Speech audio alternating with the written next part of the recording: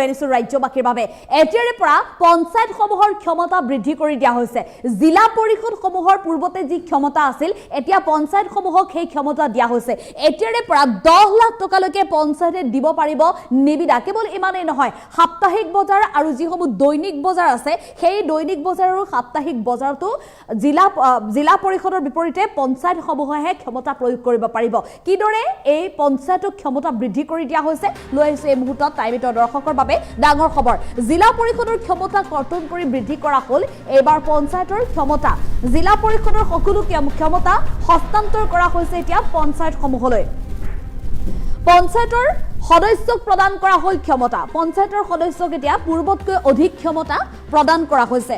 এতিয়াৰে পৰা পঞ্চায়তৰ ক্ষমতা জিলা পৰিষদসমূহে ব্যৱহাৰ কৰিব নোৱাৰিব পূৰ্বতে যেহেতু পঞ্চায়তসমূহে জিলা পৰিষদৰ অনুমতি ল'বলগীয়া হৈছিল কিন্তু এতিয়া নহয় সকলো দৈনিক বজাৰ সাপ্তাহিক বজাৰ নিয়ন্ত্ৰণ কৰিব পাৰিব এতিয়া পঞ্চায়তসমূহে 5 লাখ টকালৈকে নিবিদা দিব পাৰিব পঞ্চায়তসমূহে আৰু 5ৰ পৰা 10 লাখ টকাৰ ওপৰত নিবিদা দিব পাৰিব আঞ্চলিক পঞ্চায়তসমূহে এনেধৰণে এটা ডাঙৰ সিদ্ধান্ত গ্ৰহণ কৰা হৈছে পূৰ্বে এই নিবিদা আছিল মাত্ৰ 1 লাখ টকা পঞ্চায়ত আইন সংশোধন কৰা হৈছে আৰু পঞ্চায়ত আইন সংশোধন কৰি এতিয়া এই 1 লাখ টকাৰ যি নিবিদা আছিল সেই নিবিদা বৃদ্ধি কৰি 10 লাখ টকা পৰ্যন্ত বৃদ্ধি কৰি দিয়া হৈছে পঞ্চায়ত আইন সংশোধন কৰি 105/108/109 ধাৰা কলনীৰে জিলা পৰিষদৰ ক্ষমতা কৰ্তন কৰি দিয়া হৈছে জিলা পৰিষদে নিয়ন্ত্ৰণ কৰিছিল নিবিদা দিয়াৰ ক্ষমতা এই বৰ্ষৰ পৰা এই নিবিদা তথা বিত্তীয় ক্ষমতা হস্তান্তৰ কৰা হল পঞ্চায়তলৈ নদীঘাট ফেৰীঘাট বজাৰ হাট সকলো থাকিব এতিয়া পঞ্চায়তৰ অধীনত পঞ্চায়ত সদস্যক ক্ষমতা প্ৰদান কৰিলে হিমন্ত বিশ্ব শৰ্মাৰ চৰকাৰে আজিৰ দিনটোৰ আটাইতকৈ ডাঙৰ খবৰ বুলি ক'ব লাগিব কিয়নো পঞ্চায়ত সমূহক এতিয়া পূৰ্বতকৈ অধিক ক্ষমতা দিয়া হৈছে পূৰ্বতে জিলা পৰিষদৰ যি ক্ষমতা আছিল সেই ক্ষমতা এতিয়া পঞ্চায়তসমূহৰ ওপৰত দিয়া হৈছে পঞ্চায়তসমূহে পূৰ্বতে 1 লাখ টকা পৰ্যন্তহে নিবিদা দিব পাৰিছিল এতিয়া কিন্তু নহয় এতিয়া 5ৰ পৰা 10 লাখ টকা পৰ্যন্ত নিবিদা দিব পাৰিব আৰু যিসমূহ সাপ্তাহিক বজাৰ আছে দৈনিক বজাৰ আছে সকলোতে এতিয়া পঞ্চায়তে নিয়ন্ত্ৰণ কৰিব পাৰিব পঞ্চায়তে পৰিচালনা কৰিব পাৰিব আৰু নদীঘাট ফেৰীঘাট বজাৰ হাট সকলো এতিয়া পঞ্চায়তৰ অধীনতে থাকিব পঞ্চায়তৰ সকলো সদস্যক এতিয়া ক্ষমতা প্ৰদান কৰিছে শাসকীয় বিজেপি চৰকাৰখনে আজিৰ দিনটোত ডাঙৰ খবৰ আমি পুনৰ জনাইছো জিলা পৰিষদৰ পৰা ক্ষমতা কৰ্তন কৰি দিয়া হৈছে পূৰ্বতে জিলা পৰিষদৰ যি ক্ষমতা আছিল সেই ক্ষমতা এতিয়া পঞ্চায়তসমূহক প্ৰদান কৰা হৈছে জিলা পৰিষদৰ সকলো ক্ষমতা হস্তান্তৰ কৰা হৈছে এতিয়া পঞ্চায়তসমূহলৈ পঞ্চায়তৰ সদস্যক প্ৰদান কৰা হৈছে এতিয়া ক্ষমতা পূৰ্বতে পঞ্চায়ত সদস্যই যি সময়ত জিলা পৰিষদৰ পৰা অনুমতি ল'ব লাগিছিল বা জিলা পৰিষদৰ নিয়ন্ত্ৰণত আছিল এতিয়া কিন্তু পঞ্চায়ত সদস্যসকলে নিজে পৰিচালনা কৰিব পাৰিব পঞ্চায়তৰ সদস্যক প্ৰদান কৰা হৈছে ক্ষমতা এতিয়াৰে পৰা পঞ্চায়তৰ ক্ষমতা জিলা পৰিষদে ব্যৱহাৰ কৰিব নোৱাৰিব এখন পঞ্চায়তৰ অন্তৰ্ভুক্ত যিসমূহ স্থান আছে দৈনিক বজাৰ সাপ্তাহিক বজাৰ সেইসমূহত এতিয়া জিলা পৰিষদে নিয়ন্ত্ৰণ কৰিব নোৱাৰিব বা ক্ষমতা প্ৰয়োগ কৰিব নোৱাৰিব কেৱল মাত্ৰ পঞ্চায়তৰ তৰফৰ পৰাহে ক্ষমতা প্ৰয়োগ কৰিব পাৰিব 5 লাখ টকা পৰ্যন্ত নিবিদা দিব পাৰিব এতিয়া কেৱল মাত্ৰ পঞ্চায়তে 5ৰ পৰা 10 লাখ টকাৰ ওপৰত নিবিদা দিব পাৰিব আঞ্চলিক পঞ্চায়তসমূহে পূৰ্বে এই নিবিদা আছিল মাত্ৰ 1 লাখ টকা আৰু এতিয়া পঞ্চায়ত আইন সংশোধন কৰা হৈছে পঞ্চায়ত আইন সংশোধন কৰি কি ধাৰা সলনি কৰা হৈছে মন কৰিব 105/108/109 ধাৰা সলনিৰে জিলা পৰিষদৰ ক্ষমতা কৰ্তন কৰি দিয়া হৈছে পঞ্চায়ত আইন এতিয়া নতুনকৈ সংশোধন কৰা হৈছে সেই আইন সংশোধনৰ জৰিয়তে এতিয়া জিলা পৰিষদৰ পৰা এই ক্ষমতা কৰ্তন কৰি দিয়া হৈছে তিনিটাকৈ ধাৰা সলনি কৰা হৈছে 105 108 আৰু 109 এই তিনিটা ধাৰা সলনিৰ জৰিয়তে জিলা পৰিষদৰ ক্ষমতা কৰ্তন কৰি দিয়া হৈছে জিলা পৰিষদে নিয়ন্ত্ৰণ কৰিছিল পূৰ্বতে নিবিদা দিয়াৰ যি ক্ষমতা সেই নিবিদা দিয়াৰ ক্ষমতা এতিয়া পঞ্চায়তক দিয়া হৈছে এই বৰ্ষৰ পৰা এই নিবিদা তথা বিত্তীয় ক্ষমতা হস্তান্তৰ কৰা হৈছে পঞ্চায়তসমূহলৈ নদীঘাট ফেৰীঘাট বজাৰ হাট সকলোতে থাকিব কেৱল পঞ্চায়তৰ অধীনত পঞ্চায়তৰ নিয়ন্ত্ৰণ পঞ্চায়ত সদস্যক ক্ষমতা প্ৰদান কৰিছে ৰাজ্য চৰকাৰৰ তৰফৰ পৰা আমি পুনৰ জনাইছো এই সন্দৰ্ভত আজিৰ দিনটো এটা ডাঙৰ খবৰ পঞ্চায়ত সদস্যক এতিয়া সকলো ক্ষমতা প্ৰদান কৰা হৈছে পূৰ্বতে যি ক্ষমতা নাছিল পঞ্চায়ত সদস্যৰ হাতত এতিয়া সেই ক্ষমতা লাভ কৰিব পঞ্চায়ত সদস্যই নৱনিৰ্বাচিত পঞ্চায়ত সদস্যৰ বাবে এয়া নিশ্চিতভাৱে ভাল খবৰ জিলা পৰিষদৰ সকলো ক্ষমতা কৰ্তন কৰি এতিয়া বৃদ্ধি কৰি দিয়া হৈছে কেৱল মাত্ৰ পঞ্চায়তৰ ক্ষমতা জিলা পৰিষদে যি সময়ত পূৰ্বতে নিবিদা দিছিল সেই নিবিদা এতিয়া পঞ্চায়তসমূহে দিব পাৰিব পঞ্চায়তৰ সদস্যক পূৰ্বতে কেতিয়াও যি ক্ষমতা প্ৰদান কৰা নাছিল সেই ক্ষমতা এতিয়া প্ৰদান কৰা হৈছে কিয়নো কেইবাটাও নতুন ধাৰা অনা হৈছে পঞ্চায়ত আইন সংশোধন কৰা হৈছে আৰু পঞ্চায়ত আইন সংশোধন কৰি কেইবাটাও নতুন ধাৰা সলনি কৰা হৈছে আৰু এই ধাৰা সলনিৰ জৰিয়তে পঞ্চায়তৰ ক্ষমতা এতিয়া বৃদ্ধি কৰি দিয়া হৈছে নিশ্চিতভাৱে গ্ৰামাঞ্চলৰ জনসাধাৰণৰ বাবে এয়া ডাঙৰ খবৰ পঞ্চায়ত সদস্যৰ বাবে এয়া ডাঙৰ খবৰ নৱনিৰ্বাচিত যিসকল পঞ্চায়ত সদস্য আছে তেওঁলোকৰ বাবে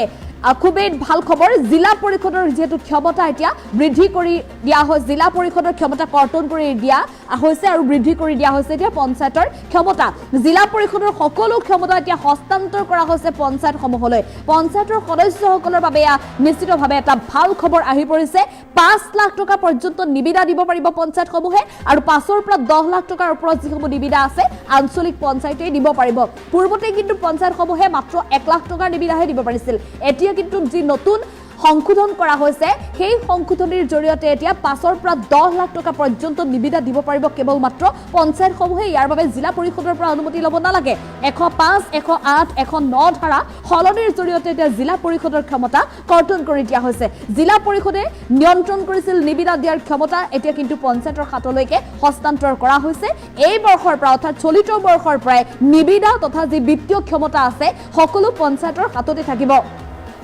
দৈনিক বজাৰ সাপ্তাহিক বজাৰ নদী ঘাট ফেৰী ঘাট সকলো এতিয়া পঞ্চায়তৰ অধীনত চলিব পঞ্চায়তে নিয়ন্ত্ৰণ কৰিব পাৰিব পঞ্চায়তৰ সদস্যক ক্ষমতা প্ৰদান কৰিছে এবাৰ হিমন্ত বিশ্ব শৰ্মাৰ চৰকাৰে পূৰ্বতে যি ক্ষমতা লাভ কৰা নাছিল এইবাৰ কিন্তু সেই ক্ষমতা লাভ কৰিবলৈ সক্ষম হৈছে পঞ্চায়তৰ সদস্যসকলে এই সন্দৰ্ভত মন্তব্য আছে আমি মন্তব্য আগবঢ়াবলৈ চেষ্টা কৰিম পঞ্চায়ত নিৰ্বাচন সমাগত আৰু এই পঞ্চায়ত নিৰ্বাচন আমি আশা ৰাখিছো 2-3 দিনৰ ভিতৰতে যাতে ঘোষণা কৰে নিৰ্বাচন আয়োগে আমি আশা ৰাখিছোঁ আৰু আহ্বান জনাইছোঁ নিৰ্বাচন আয়োগক আৰু যেহেতু এইবাৰ আমি পঞ্চায়তত কেইবাটাও আমি আইন প্ৰণয়ন কৰিছোঁ বিশেষকৈ আগতে পঞ্চায়তসমূহক আচলতে অৱজ্ঞা কৰা হৈছিলে যদিও পঞ্চায়তে ৰাজ ব্যৱস্থা বুলি কৈছিলে কিন্তু আমি দেখিছোঁ একেবাৰে তাহানিৰ পৰাই কংগ্ৰেছে যদিও কয় পঞ্চায়তৰ ব্যৱস্থাক গান্ধীজীৰ ব্যৱস্থা যদিও কয় মুখেৰে কিন্তু কামে কাজে একো কৰিব পৰা নাছিলে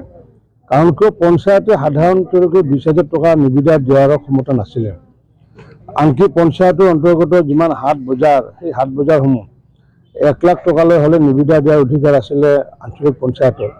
আৰু 1 লাখতকৈ যদি এটকাও বেছি হয় জিলা পৰিষদৰে সেই অধিকাৰটো আছিলে আৰু এইটো লৈ পেলাই এটা জিলা পৰিষদত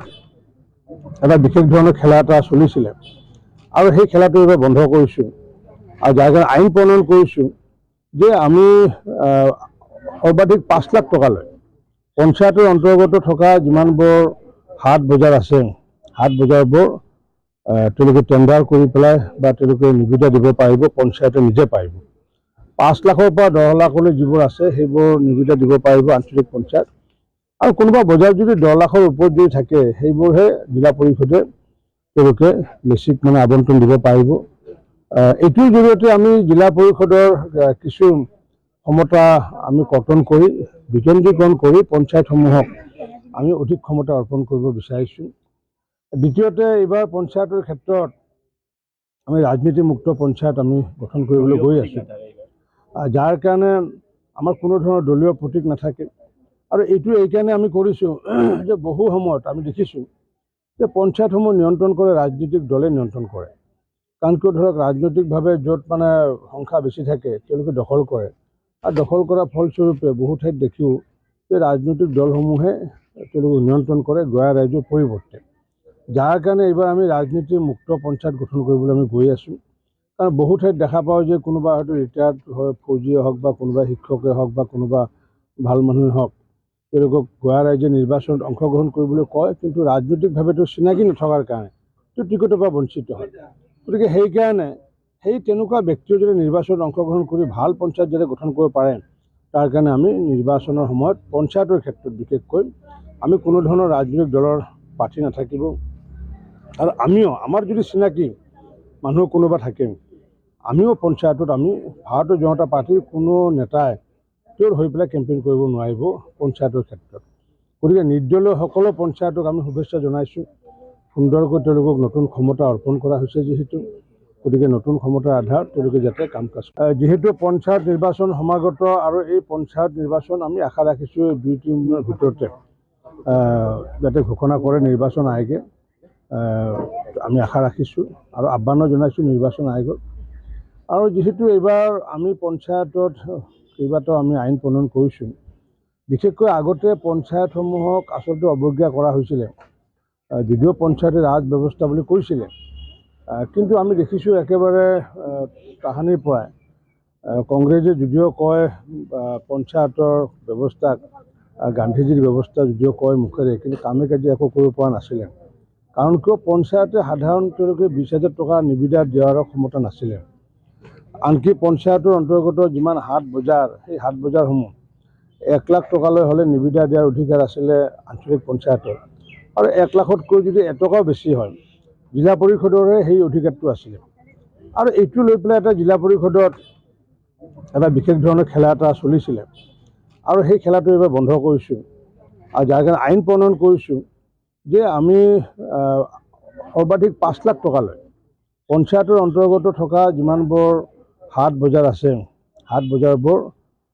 তেওঁলোকে টেণ্ডাৰ কৰি পেলাই বা তেওঁলোকে নিবিদা দিব পাৰিব পঞ্চায়তে নিজে পাৰিব 5 লাখৰ পৰা 10 লাখলৈ যিবোৰ আছে সেইবোৰ নিবিদা দিব পাৰিব আঞ্চলিক পঞ্চায়ত আৰু কোনোবা বজাৰ যদি 10 লাখৰ ওপৰত যদি থাকে সেইবোৰহে জিলা পৰিষদে তেওঁলোকে লেচিক মানে আবণ্টন দিব পাৰিব এইটোৰ জৰিয়তে আমি জিলা পৰিষদৰ কিছু ক্ষমতা আমি কৰ্তন কৰি বিকেন্দ্ৰীকৰণ কৰি পঞ্চায়তসমূহক আমি অধিক ক্ষমতা অৰ্পণ কৰিব বিচাৰিছোঁ দ্বিতীয়তে এইবাৰ পঞ্চায়তৰ ক্ষেত্ৰত আমি ৰাজনীতিমুক্ত পঞ্চায়ত আমি গঠন কৰিবলৈ গৈ আছোঁ যাৰ কাৰণে আমাৰ